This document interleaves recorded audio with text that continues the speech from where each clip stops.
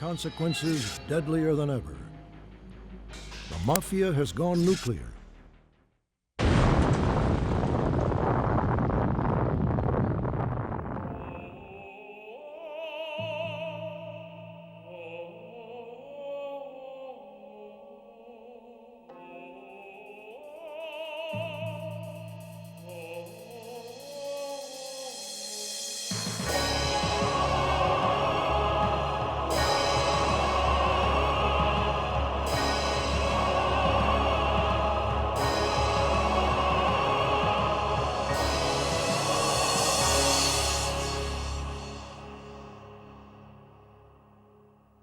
A new syndicate has arisen from the shadows of the underworld, a mafia that is completely different than any other.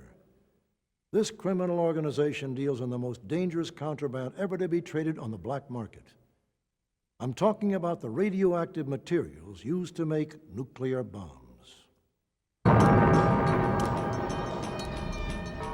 Welcome to the dawn of the nuclear mafia, a mutation of established crime organizations. Nuclear mafia combines the collaborative efforts of gangsters, scientists, corrupt businessmen, and government officials. Their customers include terrorist groups, third world countries, and hostile nations. In fact, anyone with the money and desire for weapons of mass destruction can acquire the services of the nuclear mafia.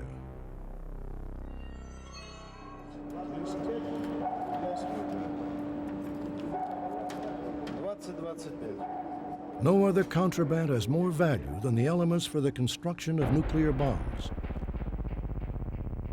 Pound for pound, enriched uranium and plutonium are hundreds of times more expensive than drugs.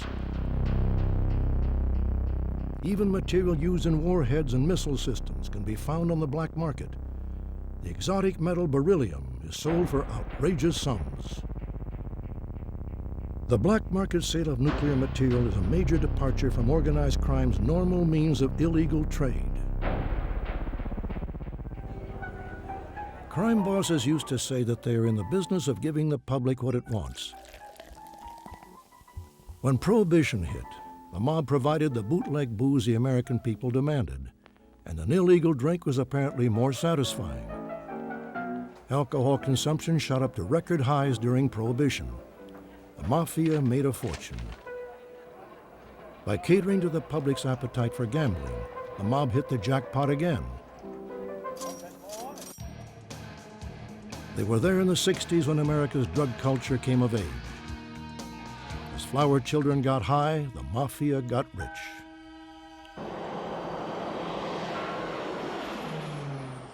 The South American drug barons cashed in the same way.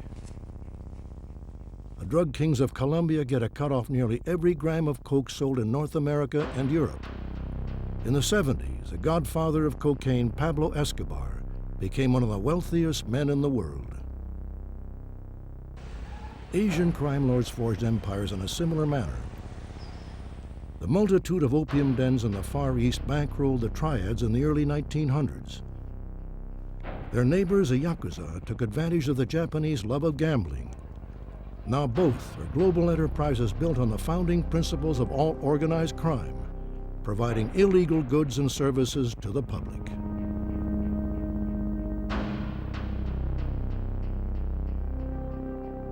Now, for the first time, a syndicate's product is solely for a select group of customers with political agendas and deep pockets and the will to use weapons of mass destruction.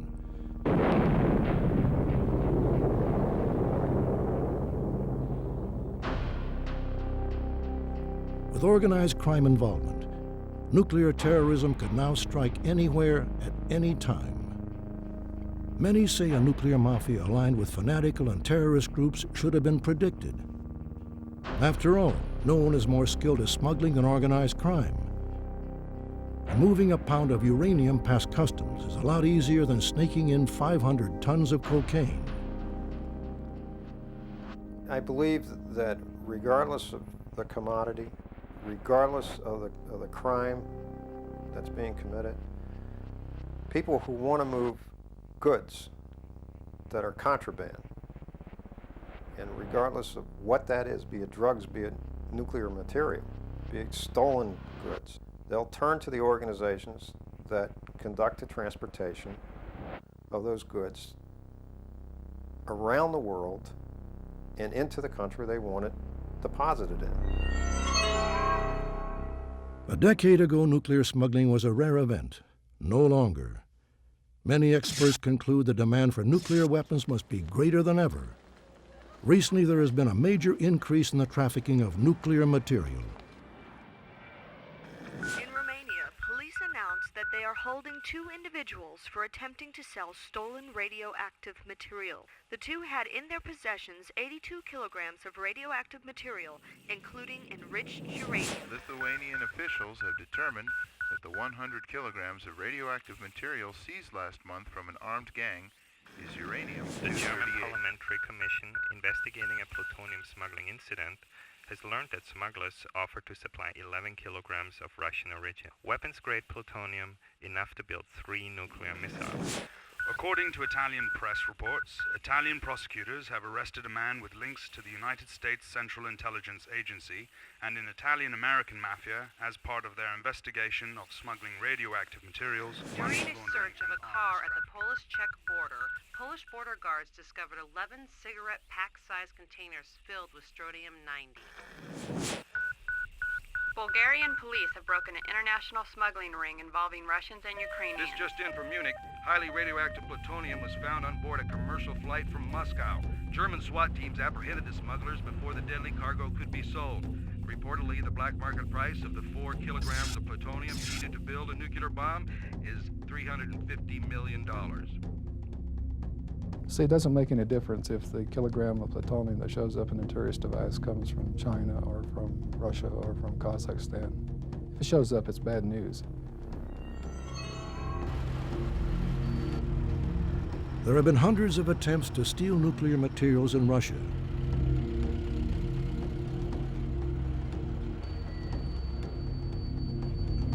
Often the thefts can be traced to workers employed at nuclear facilities or research centers.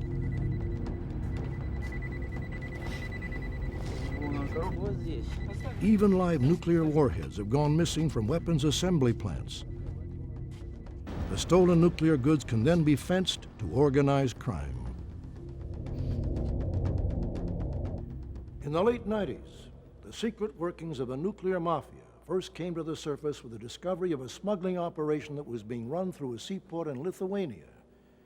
It started out as just a routine investigation by a tough cop.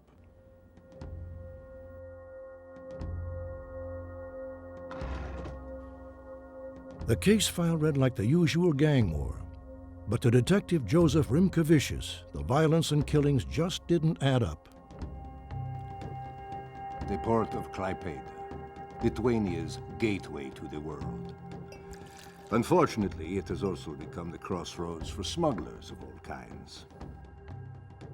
My caseload is the usual: drug running, black market liquor, cigarette smuggling. But this case, contract killings, bombed vehicles, shootouts, it didn't make sense. But then I got the break I needed. I didn't know it was from a dead woman. They said to give you this. Not again. Lola. Person's got to earn a living. In the new Lithuania, there are jobs for everybody. Ha! This doesn't look good. We've got you on hooking and possession. It was consensual. And the dope wasn't mine. You, work the docks, don't you? Tricks for all those hard-up sailors. They are my boyfriends, all of them. There's some unusual activity on the port these days. Lola knows nothing.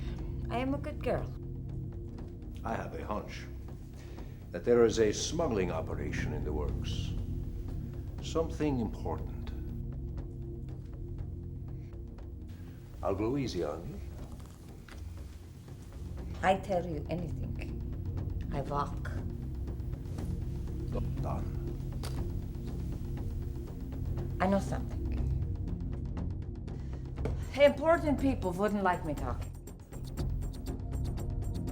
Trust me. Lola. It turned out a Russian thug was one of her jobs. He told her everything. How a Russian crime gang was bringing in a special shipment through Klaipeda, and our local gangs were fighting for a piece of the action. But the Russians weren't about to roll over and make any payoffs. Too bad about Lola. But her tip was right on the money.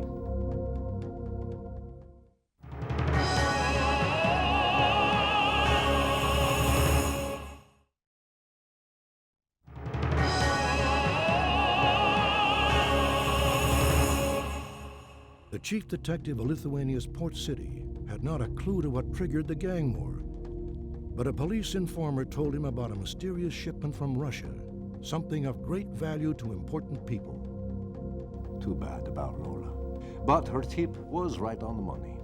Whatever it was stashed right under our nose. The Lithuanian bank. To clear the bank, I used the cover of a bomb threat. I didn't know how close to the truth that was. They had turned the power off. Crazy bureaucrats.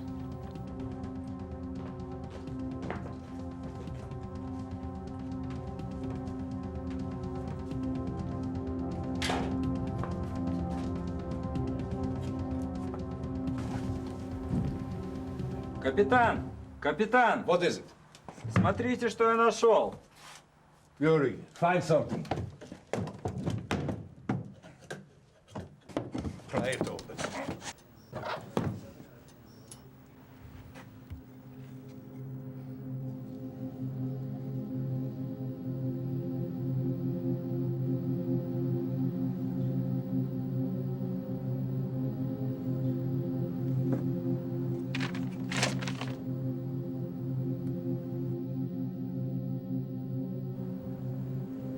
Check them all. Open all the crates. Open them all. All of them.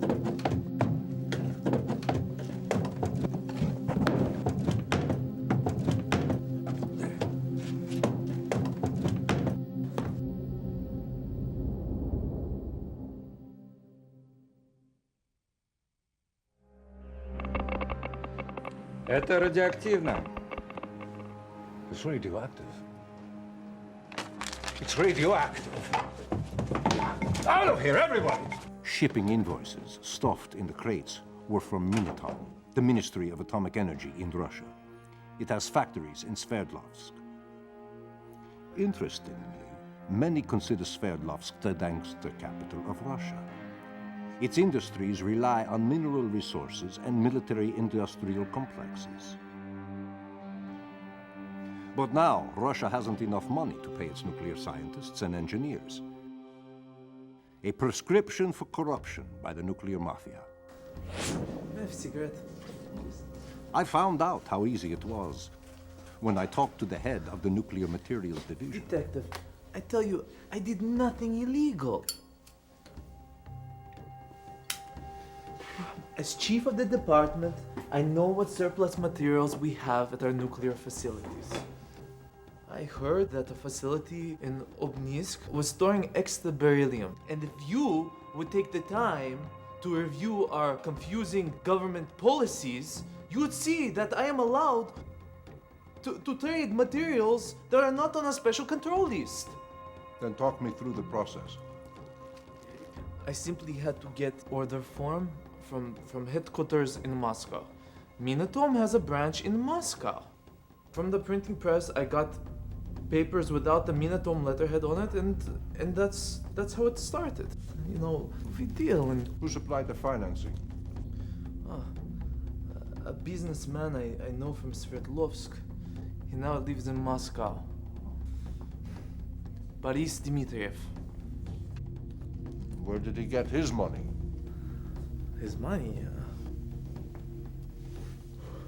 I'm a scientist, I don't know. Karate clubs. Karate clubs, my ass.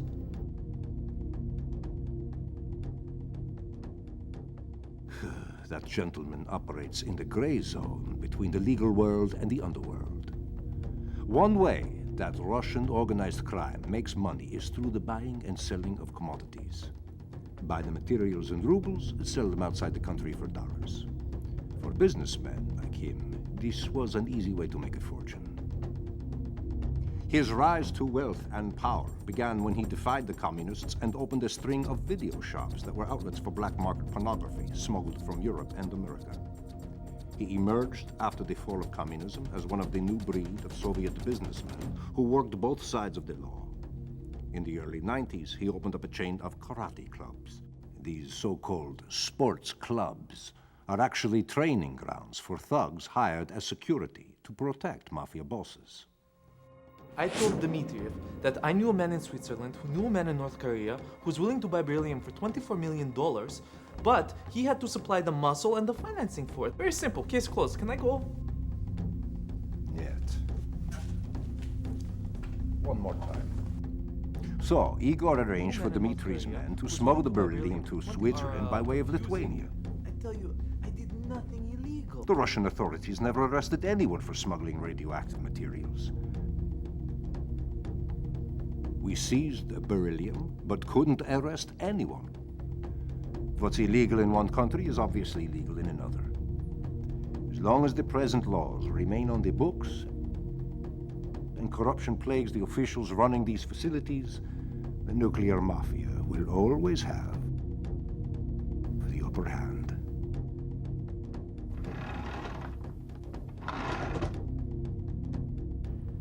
The beryllium was bound for North Korea. It is believed the Mafia was tracking that nation's attempt to develop nuclear weapons for years. Now, with widespread corruption in Russia and the reduction of their nuclear security, many conclude it won't be long before North Korea possesses a nuclear arsenal.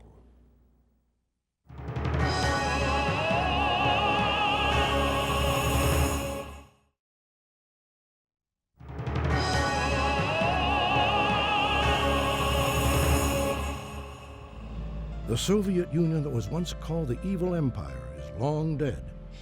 The systems that once prevented the theft of nuclear weapons died with it. The Cold War is over. Nuclear weapons development has diminished, but the stockpiles remain.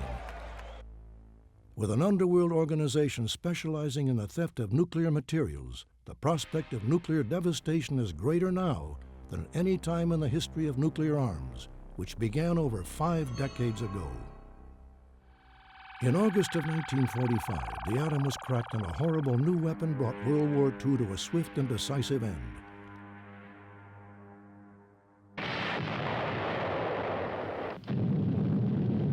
The atom had been harnessed for ground warfare, and a new chapter in ordnance had been written in the now familiar towering, billowing, and sinister mushroom cloud, trademark of the atomic explosion. But the nuclear genie was out, and soon the arms race was on. Throughout the next 3 decades, the weapons labs in the Soviet Union and the United States were going full tilt.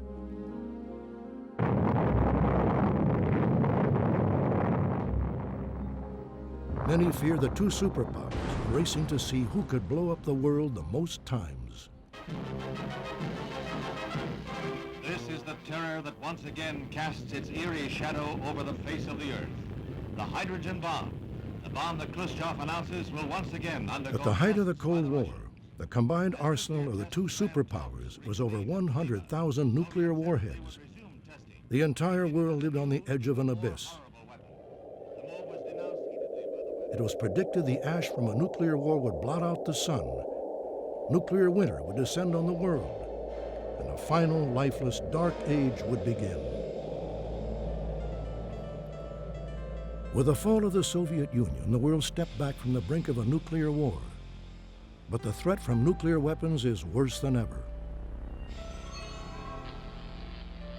Decades of testing and research have unraveled the complexities of nuclear bomb construction. Against land, air, sea, and undersea targets.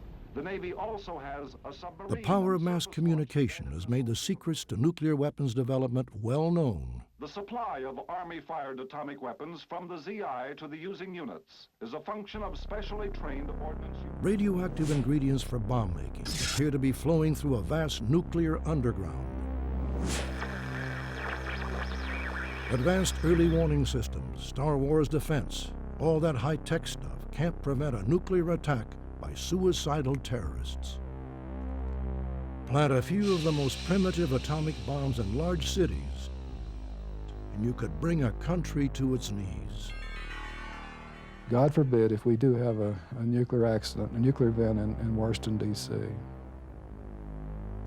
where, you know, not 100 people, but thousands of people are killed. Our whole culture is destroyed, our arts, all the things that make us a nation. We won't recognize ourselves on the other side of that event. In the mid-1980s, Russia's nuclear arsenal amounted to over 45,000 weapons. Today, estimates put the total in the range of 3,000. People in the know say we can't count on the security of Russia's remaining arsenal. There was no more central control on all the weapons that the Soviet Union possessed.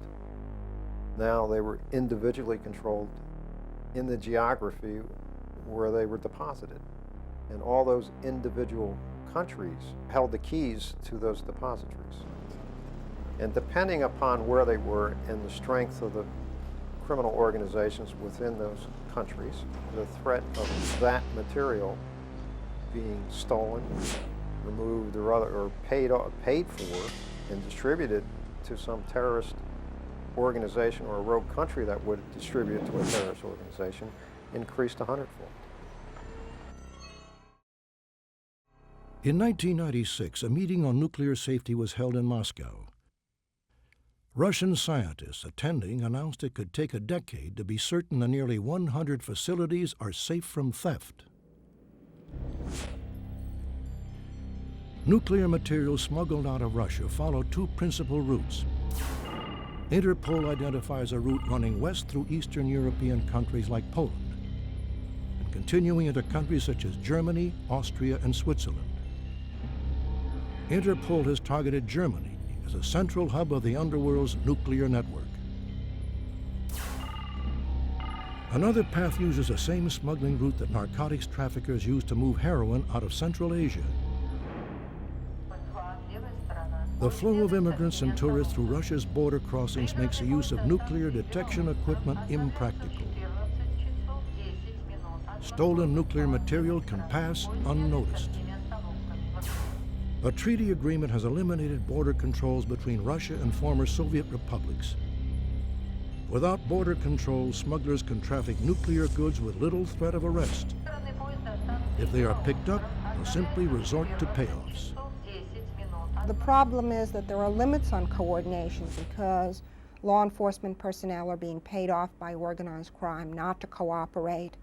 Sometimes organized crime feeds erroneous information into Interpol just to prevent enforcements, so that there are all kinds of problems in cooperation. But without cooperation, one can't address the problem. The smuggling of nuclear material is an environmental disaster waiting to happen. Criminals who move radioactive cargo have no concern for ecology, no understanding of the extreme toxic nature of radioactive elements. If stolen plutonium or enriched uranium enter the ecosystem, it could contaminate the environment for centuries. There isn't an international law enforcement effort that is capable of addressing this problem. The best defense against the nuclear black market is an ironclad security system of safeguards for nuclear weapons and materials.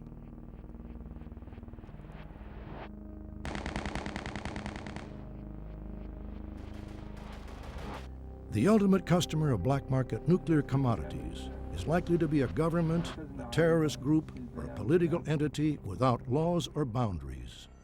Customs in the last 20 years has defended the United States against terrorist organizations in the smuggling of toxic substances such as nerve gas, biochemical weaponry. Rogue nations like Iraq and Iran have both many times tried to either gain that type of weaponry from within the United States or bring it into the United States. There are organized crime strike forces that exist throughout the United States with personnel who are just dedicated to studying this problem. In different parts of the country, for example, in Miami and California, there are special interagency government working groups that combine law enforcement from Customs, INS, IRS, all the different agencies to work together to try and address this in a coordinated fashion. In addition to the strike force, the Nuclear Emergency Search Team, or NEST, employs several scientists and technicians. Headquartered in a top-secret facility in Nevada, the NEST team is on 24-hour standby. When a nuclear threat is detected, the FBI acts as a SWAT team, and NEST supplies the technicians trained to find and defuse a nuclear device. There are times when I wish the communists would make a comeback, the good old-fashioned Bolsheviks, and take over, because they were far more secure at time than as of today. Sam Cohen was part of the Manhattan Project, the team of scientists that first produced the atom bomb. In the 50s, he worked for the RAND Corporation on the problem of nuclear proliferation. Decades later, he's still concerned with the spread of the bomb, but now it's due to a mysterious substance called red mercury. With all this black marketeering and smuggling that's come out of the Soviet Union via the Mafia and other nefarious elements and so on, the proliferation problem has gotten ever so much scary. But the component of nuclear proliferation that worries me most of all, by far and away, are red mercury devices.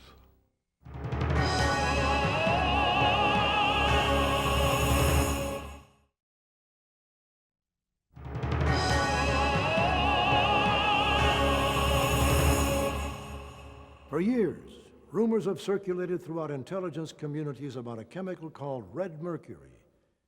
Some say red mercury could be the most expensive commodity on the black market. Supposedly, the mysterious substance can be used to build inexpensive nuclear bombs, small enough to fit in a suitcase. Reportedly, red mercury was first developed in the Soviet Union during the late 60s for industrial purposes. It was later discovered that the chemical could be used in nuclear weapons. Some ingenious Soviet scientists figured out a way of treating the ordinary, harmless red mercury and turning it into a compound with a tremendous energy content.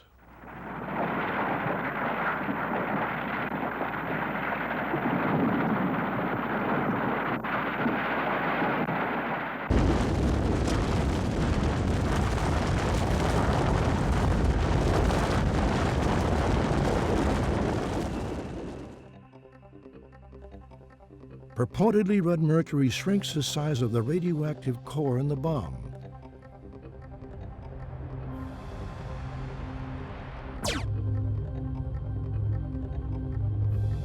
When you mix red mercury with plutonium, the bomb can be reduced in size. A conventional nuclear weapon weighs in the range of 350 pounds to around 2 tons for a 50 megaton monster. Some estimates say red mercury could shrink the size of a nuclear bomb by 80% and with no loss of its destructive force. This is why third world nations and terrorists are willing to spend millions to acquire red mercury. This makes a chemical highly attractive to the nuclear mafia, especially since currently there are no laws to control the sales of red mercury. They know a very profitable area when they see one. And the government, it's not powerless to prevent this, but it would be extremely difficult to control these people. To date, international authorities have never confiscated pure red mercury.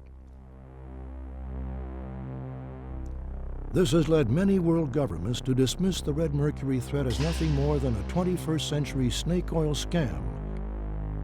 Just crooks conning crooks, swindling customers who wouldn't know red mercury from cherry cola.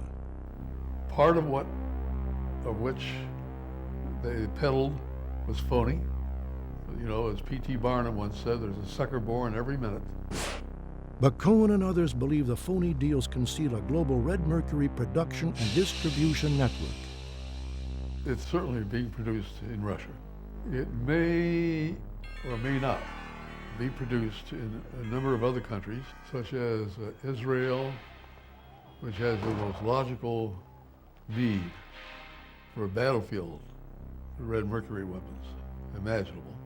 South Africa has dealt with red mercury weapons, but I'm more inclined to believe that they receive their red mercury via smugglers rather than actually producing it themselves. It'll go from one peddler to another, and it gets highly competitive, and some of these guys, they'll kill each other off in the most grisly fashion, as exemplified by one horrendous killing in South Africa. That was just awful. The murder took place in Johannesburg, South Africa. The victim worked for a chemical company. The company did business in the Middle East. Initial autopsy on an Alan Kidger. Occupation, sales director for the international firm of Tor Chemicals. Citizenship, British-born. Residing in Johannesburg, South Africa.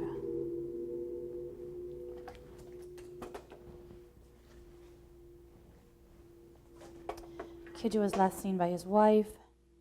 She reported Kidger had seemed worried, on edge for days.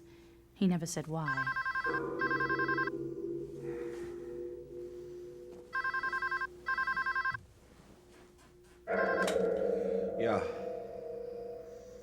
Yeah, Kidger here. Yeah. Kidger mumbled something to the caller, then said he had to go meet someone, that he wouldn't be long. Kidger never returned. A stolen vehicle was found a few days later. Kidger was discovered in the trunk, body parts wrapped in plastic. I can see no defensive injuries. I therefore believe Kidger must have known the attacker.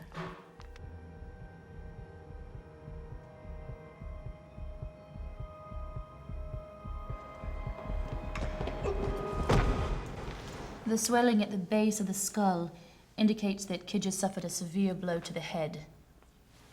It is my opinion that this was not a fatal injury. They then covered the body in this red, oily substance.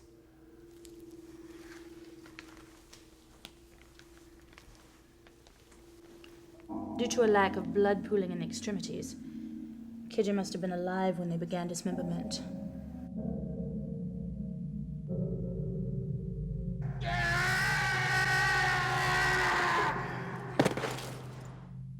They severed the arms, legs, gluteus, and head.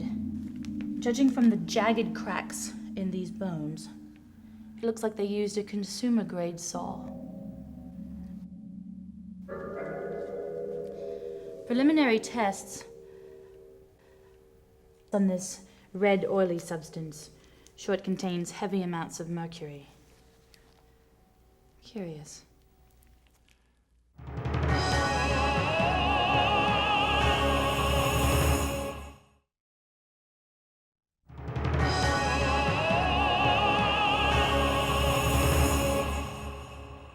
The investigation suggested the chemical salesman might have been selling product with military applications. Due to the nature of the killing and the fact the body was coated in red, some speculate the murder was a warning to stay away from red mercury. This theory gained credibility 2 years later, when another South African man was found dead.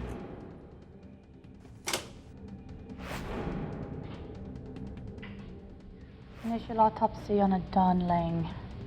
Occupation, import-export business. Citizenship, South African. Cause of death, suicide. Lang had been arrested for possession of radioactive materials around the same time as that of the Kidja case. The police persuaded Lang to participate in a sting operation, resulting in the arrest of 2 men who were reportedly selling red mercury.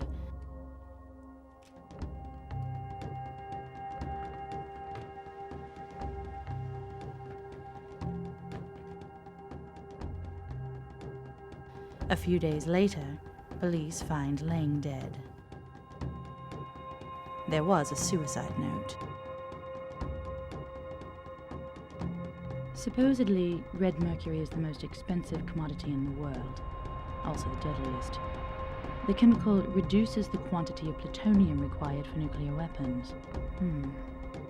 Red mercury could then enable the manufacturing of small nuclear bombs, ideal terrorist weapons, and Lang exported chemicals to the Middle East.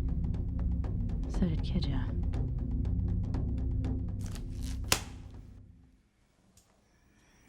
Initial examination agrees with case detectives. Death by asphyxiation. However, I do note there is bruising on the neck and left arm. These marks on the neck are most likely from the rope used. I don't believe Lang could have tied it off with sufficient force to leave these neck abrasions. I think the suicide was faked.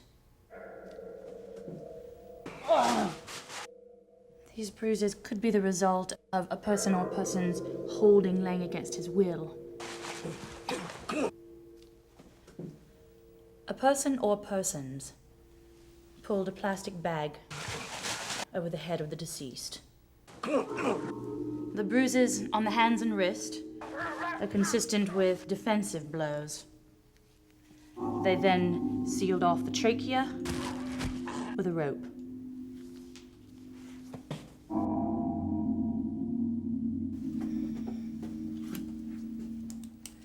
Opinion of medical examiner, probable cause of death.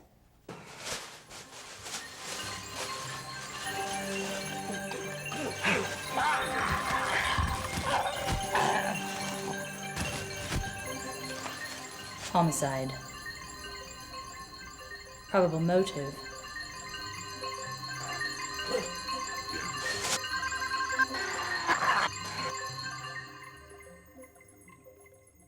Red mercury.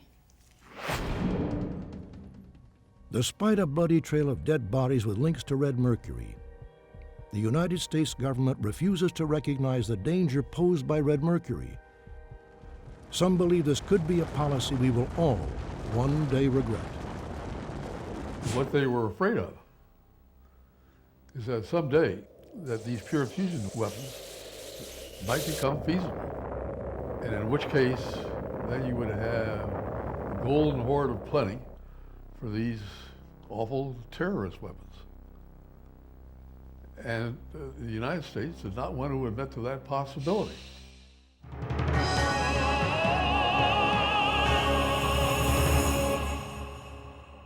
Utilizing nuclear elements and technology supplied by organized crime, an attack on U.S. soil by a terrorist group may not only be a rising possibility, but the weapon could be more horrifying than one can imagine. The ultimate terrorist weapon would be cheap, small, and easily smuggled. It would be able to kill hundreds of thousands of people, but without harming structures. This sounds like science fiction, but actually a nuclear weapon does exist that has the ability to kill but not destroy. And a prime ingredient in this ideal terrorist weapon is red mercury.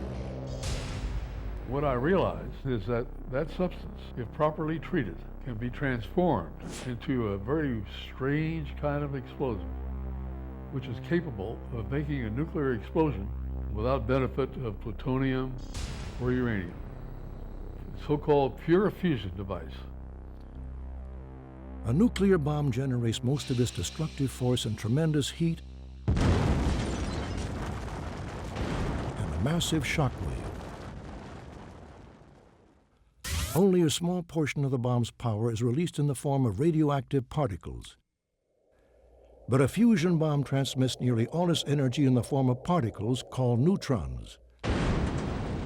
A bomb works like a monstrous X-ray gun, killing people with a single zap of neutrons but leaving banks, roads, telecommunications, and power systems untouched. And by comparison with the blast and heat effects that come out of such a device, the neutrons are all dominating, and they also happen to be people killers. But they're able to kill people without destroying. While working with the defense establishment, Sam Cohen invented a pure fusion device. It was called a neutron bomb. The device can be so light and so small that it can be roughly the size of a baseball. Now, it'll weigh more. It may weigh as much as 7, 8, 10 pounds or something like that. But from a terrorist standpoint, you know, here, not a suitcase bomb. You know, here is a bowling ball bag bomb, you know, practically. You could almost carry it in your pocket. If you had the same material in Europe, nuclear material that's in Europe, and you wanted to get it to the United States, the easiest path is the path of least resistance. Bring it across the Mexican border. And use the organizations in Mexico that bring everything else into this country that is contraband.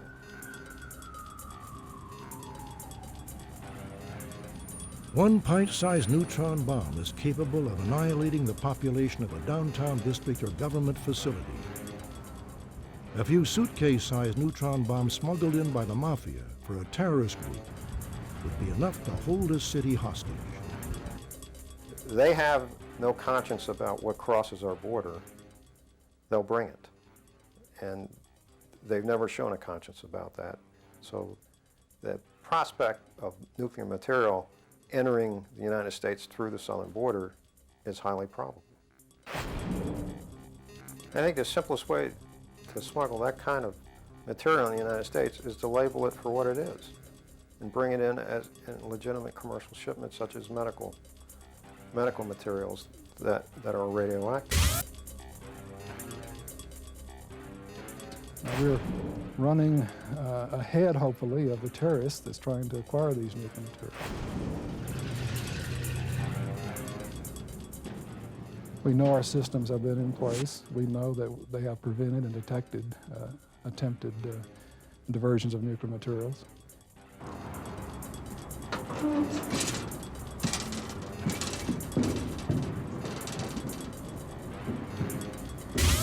Produce an awful lot of damage as a terrorist weapon or as a green battlefield. But what worries me most of all is terrorism. The development and manufacture and proliferation of such devices is perfectly legal in terms of the nuclear arms control agreements. We feel like that we're doing a very good job, the best job we can, of making sure that those materials don't find their way into the hands of a terrorist organization.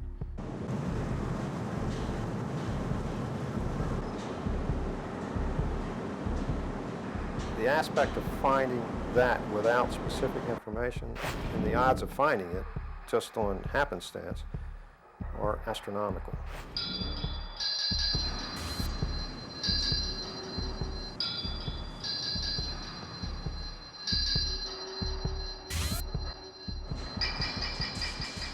If an improvised nuclear device is ever used in this country or in Paris or London, that it will fundamentally change Western civilization in ways that we cannot even anticipate.